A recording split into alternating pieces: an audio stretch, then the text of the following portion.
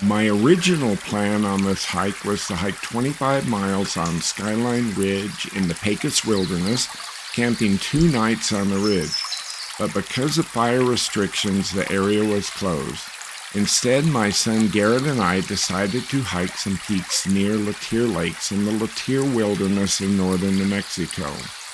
The 9 beautiful high alpine Latir Lakes are privately owned by the Rio Castillo Livestock Association, RCLA, and for a fee one may camp on their land.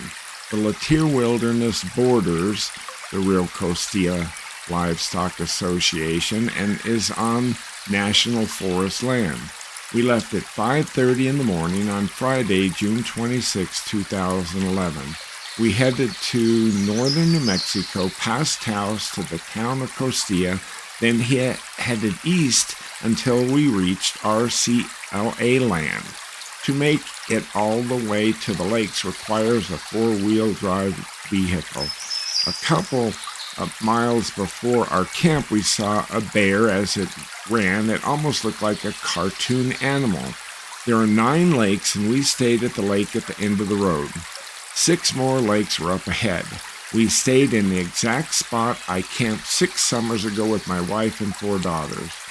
The eastern part of the lake, where the exit to the stream lake met, is where we camped. We set up camp, hiked to a large, beautiful waterfall on the way to the next lake. There it fished, only catching one small one, throwing it back. Because of fire restrictions, we could not have a campfire, so I cooked Cornish game hens and wild rice and mushrooms in chicken broth over a gas stove in a crock pot. That evening, not being able to have a campfire, we enjoyed looking at a citronella candle and later used Garrett's spotting scope to look at some cars. Some reason that citronella candle, looking at it, doesn't quite satisfy like a campfire. The next morning we got up at 8 a.m., had some coffee, and started our hike at 9:15. The elevation of our camp was 11,150 feet. We crossed the little stream next to our camp and were planning to burn it up the hill. To our delight, we found an old trail, and even though it was greatly worn, it was much better than fighting it up the hill.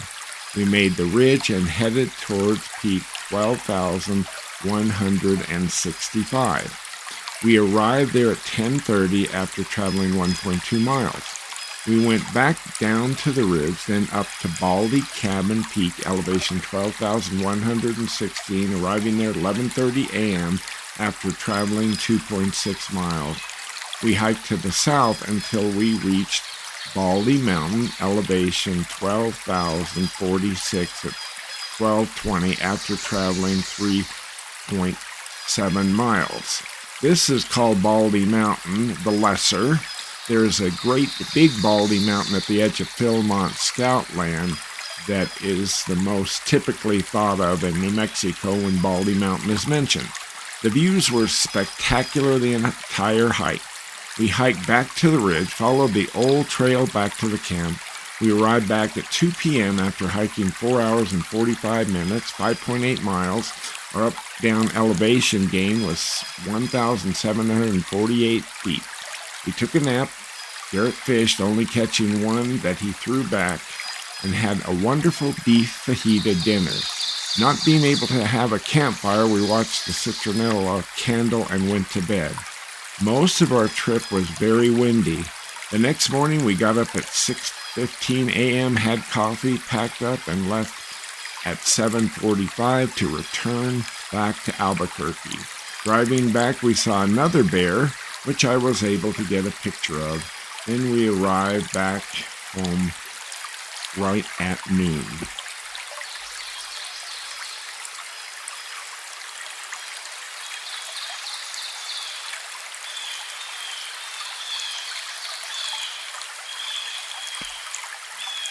Have you ever planned a hiking trip only to have to change all your plans last minute? I feel like that happens so often. Oh, absolutely. Bill Robinson had that exact experience back in 2011. He'd planned a 25-mile hike on Skyline Ridge, but fire restrictions closed the area. So what did he end up doing instead? It's always interesting to hear about those last-minute pivots. He decided to hike some peaks near Latir Lakes in the Latir Wilderness with his son. It sounds like a beautiful spot in northern New Mexico. That's a pretty good alternative. Did they encounter anything memorable on their revised trip? They actually saw 2 bears while driving. One even looked like a cartoon animal as it ran, according to Phil. They also had amazing views throughout their hike. Seeing wildlife like that is pretty special. What about the camping situation? Were there any challenges with the fire restrictions?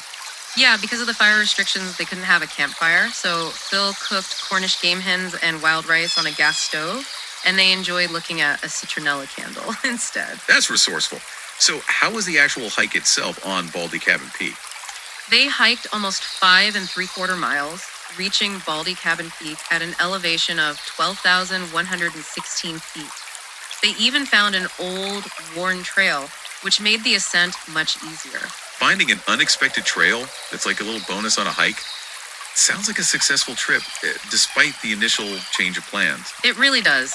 They made the most of it, enjoying the views, fishing, and even managed some delicious meals.